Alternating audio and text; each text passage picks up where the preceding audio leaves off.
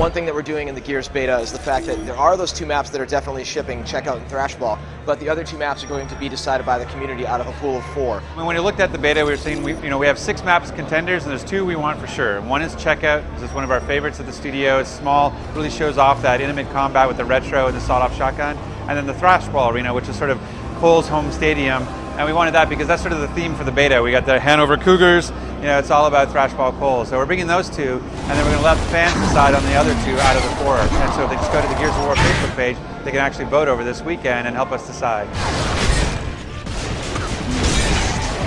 So we have Overpass, which is sort of a Jacinto-themed map that actually sinks over the course of the match, and water will flow down the streets and will actually expose the hollow. It doesn't change the playing field, but just the visuals around it, which is really cool. Then we have Mercy, which is sort of this open, more Spanish map that has lots of foliage, and it's a little bit like Gridlock in that it's got a lot of low cover and open spaces, but it's a lot of fun to play on. Then we have Trenches, which is sort of this Locust-themed map, where it's got a dust storm that blows in and you can't see. So that one's a lot of fun too. Lastly is Old Town, which is a map that's around this fishing village kind of feel to it. And it's got cobblestone streets and a lot of nooks and crannies. It's really great for the territorial game types like King of the Hill and Capture the Leader. A lot of fun. So in this beta, there's several things to remember. If you're a traditional Gears player, the first thing you need to know is that we've changed some of the controls slightly. In order to pick up weapons now, you need to hold the X button, not just tap it. In addition to that, when you take somebody as a meat flag, as a hostage, it's now on the X button instead of the A button, because we found players are doing accidental rolls in a lot of previous Gears games.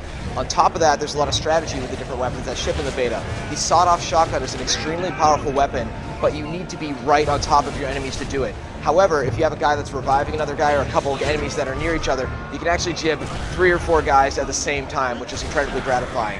Keep in mind though, the reload for that weapon is incredibly long. On top of that, we have the Retro Lancer, which is the early version of our classic chainsaw gun.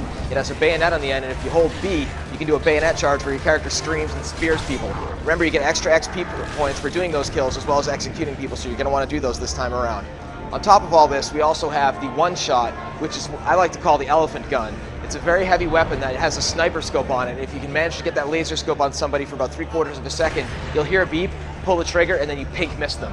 So, I mean, one of the things we really wanted to do with the beta is provide players an unlock that they can actually take into the final game with them.